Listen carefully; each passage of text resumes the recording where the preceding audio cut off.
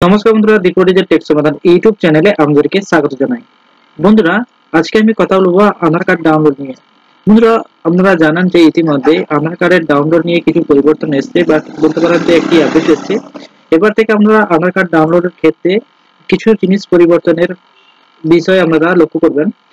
যখন আপনারা আধার ডাউনলোড করতে যাবেন তখন আপনাদের যদি এনরোলমেন্ট আইডি নম্বর থেকে থাকে তা দিয়ে যদি আপনারা ডাউনলোড করতে চান, সেক্ষেত্রে আপনাদেরকে এখানে যখনই আপনারা এনরোলমেন্ট আইডি নম্বর সিলেক্ট করবেন, দেখুন এখানে ডেট এবং টাইম দুটো আলাদা আলাদা করে দেওয়া হয়েছে। এর আগে কি হতো, এনরোলমেন্ট আইডি ডেট এবং টাইম দুটোকে একসাথে লিখতে হতো।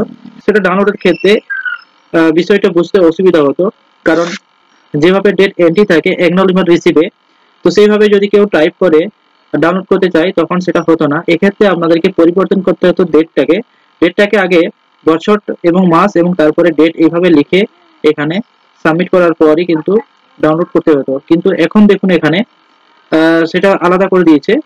আগে এখানে এনরোলমেন্ট আইডি নম্বর দিতে বলছে 14 নম্বরে, যেটা আপনারা ফার্স্টই পেয়ে যাবেন।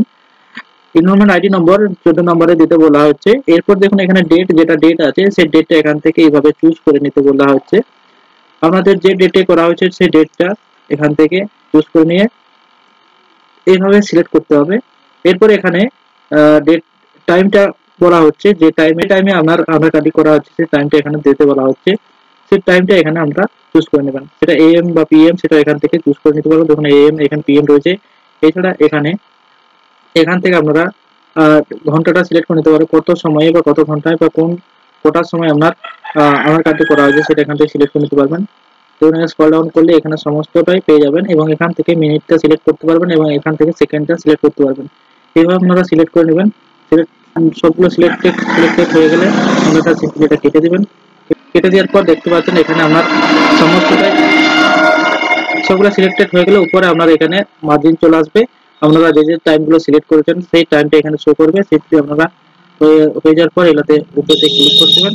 ওকেতে ক্লিক করে দেওয়ার পর বা সাইডে ক্লিক করলেই আপনারা কিন্তু এখানে সেই টাইমটা চলে আসবে এবং এখানে ক্যাপচাটি রয়েছে, সেই ক্যাপচাটা ফিল করার পর সেন্ড ওটিপিতে ক্লিক করবেন। সেন্ড ওটিপিতে ক্লিক করলে আপনাদের ওটিপি ভেরিফাই হবে এবং তারপরে আমরা আধার কার্ড ডাউনলোড করতে পারবেন। একইভাবে যদি আপনারা কোনো স্ট্যাটাস চেক করতে চাচ্ছেন সেক্ষেত্রে একইভাবে আপনারা এখান থেকে সিলেক্ট করে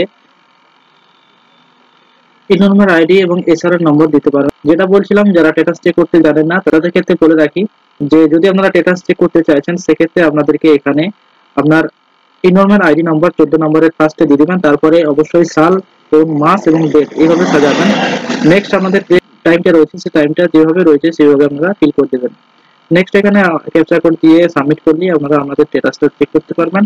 তো ডাউনলোডের ক্ষেত্রে যেহেতু পরিবর্তন এসেছে সেইটাই আমি আমাদেরকে আজকে সূচিত করলাম।